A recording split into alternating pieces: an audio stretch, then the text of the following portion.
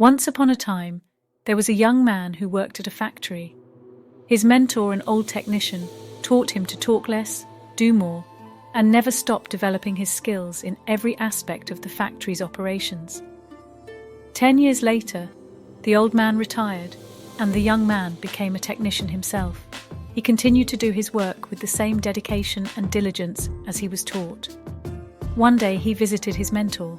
The old man saw that he seemed unhappy and asked what was troubling him. The young man sighed and poured his heart out. "I have been following your instructions exactly all these years. No matter what I work on, I keep quiet and focus on the job. I know I have done good work at the factory, and I have learned all the skills that can be learned there.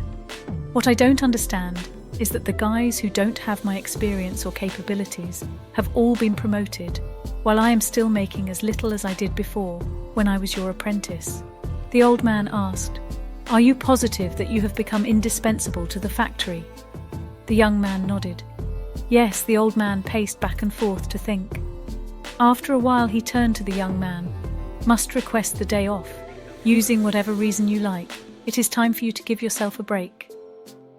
The young man was surprised by this advice, but the more he thought about it, the more it made sense. He thanked his teacher and left quickly to make a time-off request. When he returned to work after his day off, the manager called him into the office to tell him that things did not go well at the factory while he was gone. Others encountered many problems that normally would be handled by him, and they had no idea how to solve them. Realizing his importance, the manager decided to promote him to the position of senior technician to thank him and encourage him to keep up the good work. The young man was grateful for his mentor's wisdom. Surely he thought this was the secret to success from that point on. Whenever the young man felt like he deserved more than what he was getting, he would take a day off when he came back the next day. The situation would improve to his satisfaction. This pattern continued for months. One day the young man found that he was blocked from going into the factory. Much to his shock, he found out that his employment was terminated. He could not believe it. Not knowing what else to do, he went back to see his mentor to try to figure out how things had gone so wrong. "Why did I lose my job?" he asked with wounded pride. "Did I not do everything as you instructed?" "Actually, you did not, because you heard only half the lesson." The old man shook his head. "You understood right away that no one pays any attention to a light bulb that is always on. It is only when it goes off that people suddenly take notice and realize they've been taking it for granted. You were so eager to apply this understanding that you left before hearing the second half. It began to dawn on the young man that perhaps he made a big mistake. What was the second half? The mentor spoke slowly to make his point.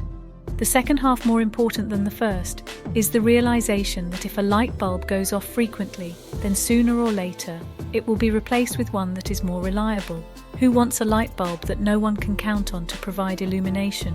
You see in your life. Do you have friends and family members that you take for granted they're always there for you? What happens if one day they are no longer there? Do not wait for such a day to suddenly realize how important they are. Give thanks today for the good fortune of having them in your life. Also, don't let yourself being taken for granted, but at the same time do your work, and don't stop everything you do just because it doesn't go the way you want it to go. Find the balance in life, and life will reward you with giving you the balance back. This is There to Do Motivation Stories. Thanks for watching and stay blessed.